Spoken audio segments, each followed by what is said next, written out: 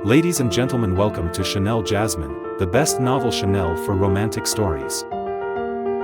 Hai guys, selamat datang di channel Jasmine, channel terbaik untuk menyimak novel-novel romantis.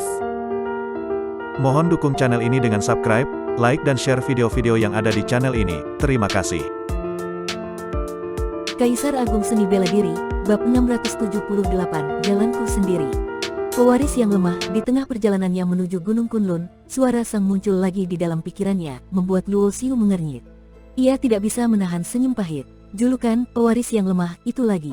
Kapan ia bisa menghapus kata, lemah, dari gelar itu? Dengan keluarga yang diculik dan orang-orang terdekatnya dalam bahaya, keinginan Luo Xiu untuk menjadi lebih kuat semakin besar. Ia benar-benar ingin melepaskan dirinya dari kelemahan itu. Sang, seolah-olah bisa membaca pikirannya, berbicara dengan nada main-main, jika kau ingin menghapus, lemah, dari julukanmu sebagai pewaris, kau setidaknya harus mencapai tingkat Kaisar Dewa. Hanya Kaisar Dewa. Luo Xiu mengusap hidungnya, merasa heran. Kaisar Dewa itu bukan apa-apa. Di alam semesta, mereka itu seperti pasir di pantai. Bahkan di 3000 dunia besar, mereka sangat banyak. Jika guntur jatuh 10 kali, 8 di antaranya mungkin akan mengenai Kaisar Dewa, sang menjawab dengan nada mencemooh. Luo Xiu memutar matanya. Baik dalam bentuk spiritual sebelumnya sebagai roh samsara, maupun sekarang setelah mengambil wujud, sang tampaknya hanya ada untuk mengejeknya. Kaisar Dewa mungkin bisa dihormati di dunia kecil ini, tetapi dalam skala kosmos, mereka hanyalah langkah pertama. Untuk benar-benar berdiri teguh di alam semesta dan bergabung dalam lingkaran para ahli sejati, kau harus mencapai kekuatan yang setara dengan setengah langkah Kaisar Dewa, sang melanjutkan. Jika kau hanya muncul untuk mengejekku, lebih baik kau kembali saja, Luo Xiu menjawab, putus asa. Namun, sang berbicara dengan lebih serius, pewaris yang lemah, aku ada di sini bukan untuk mengejekmu. Sebagai perwujudan dari kehendak siklus reinkarnasi pertama, tujuanku adalah membimbingmu. Dengan bantuanku, kau bisa mempercepat perjalananmu menuju kekuatan sejati, hingga kau akhirnya dapat menguasai siklus reinkarnasi dan menjadi penguasa sejati. Meskipun sang sering meremehkannya, kali ini ia mengakui potensi besar Luo Xiu, mengatakan, kau mungkin lemah sekarang, tetapi aku harus mengakui bahwa potensimu luar biasa. Sang mulai menjelaskan jalan menuju kekuatan sejati. Dalam seni bela diri, perjalananmu mencakup 2 jalur, memperkuat diri sendiri secara internal dan memahami hukum alam secara eksternal. Diri sendiri mencakup jiwa dan tubuh, sementara alam mencakup hukum-hukum universal. Siklus reinkarnasi adalah hukum tertinggi, memadukan 4 hukum dasar, hidup, mati, waktu, dan ruang. Hidup dan mati membentuk roda, sementara waktu dan ruang menciptakan lingkaran. Bersama-sama, mereka menciptakan siklus reinkarnasi, puncak dari hukum universal. Luo Xiu mendengar penjelasan sang dengan serius. Sang menjelaskan bahwa siklus reinkarnasi adalah warisan dari generasi pertama penguasa reinkarnasi, yang menciptakan siklus itu untuk mengatur alam semesta. Namun, dalam bencana besar yang menghancurkan reinkarnasi kuno di era penguasa reinkarnasi ke-9, roda itu pecah menjadi berbagai bagian, termasuk manik kehidupan dan kematian yang kini dimiliki Luo Xiu. Meski Luo Xiu telah berhasil mempelajari hukum hidup dan mati secara mendalam melalui seni hidup dan mati, kemampuannya dalam hukum waktu dan ruang masih acak-acakan. Meskipun ia telah mencapai tingkat kelima dalam hukum waktu dan ruang, penguasaannya masih sangat dangkal. Untuk menyempurnakan hukum waktu dan ruang, kau perlu menemukan seni waktu tanpa batas. Dengan memadukan itu dengan seni hidup dan mati, kau akan memiliki warisan lengkap seni reinkarnasi tertinggi, memungkinkanmu membangun kembali siklus reinkarnasi dan mengatur alam semesta. Namun, jalan ini sangat panjang dan penuh tantangan. Dengan reinkarnasi kuno yang telah hancur selama ribuan tahun, membangun kembali roda itu adalah tugas yang hampir mustahil. Sang mengungkapkan bahwa dirinya adalah perwujudan dari siklus reinkarnasi pertama. Jika reinkarnasi kuno dianggap sebagai senjata spiritual dari penguasa pertama, maka sang adalah roh senjata itu. Aku sudah tahu jalanku, tapi bagaimana jika aku ingin menjelajahi keduanya, memperkuat diri dan memahami hukum universal? Bukankah itu lebih hebat? Luo Xiu bertanya dengan keyakinan. Jika kau melakukannya, perjalananmu akan sangat sulit, sang memperingatkan. Penguasa reinkarnasi pertama sendiri lebih mengutamakan pemahaman hukum universal dan hanya memperkuat diri sebagai pendukung. Jika kau bersikeras mengejar keduanya, ada risiko besar kau tidak akan mencapai puncak di salah satu jalur. Namun, Luo Xiu tidak terpengaruh oleh peringatan sang.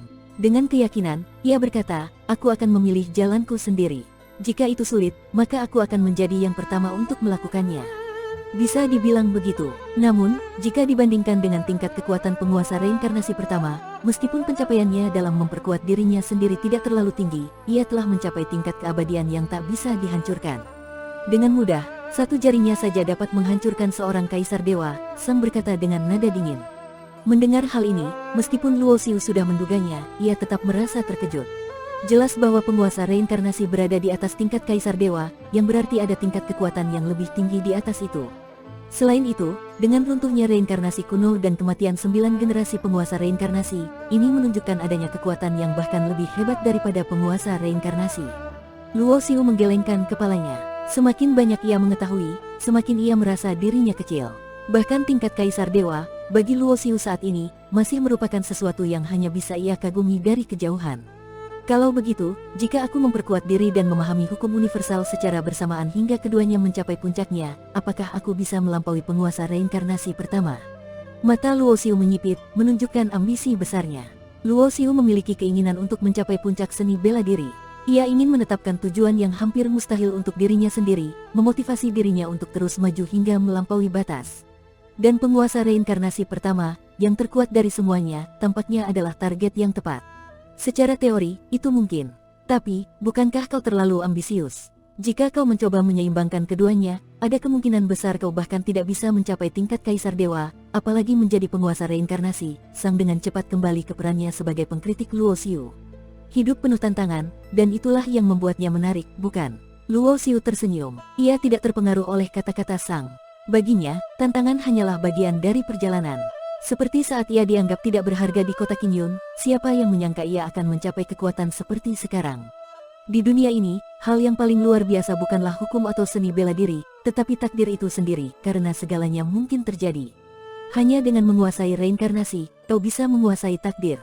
Tetapi jalan untuk menyeimbangkan keduanya bukanlah jalan yang cocok untukmu, Sang berkata dengan serius, menatap Luo Xiu di dalam laut kesadarannya. Di dalam pikirannya, Luo Xiu tersenyum dingin. Kalau menguasai reinkarnasi berarti menguasai takdir, lalu kenapa generasi sebelumnya dari penguasa reinkarnasi mati? Jangan bilang mereka sengaja mati.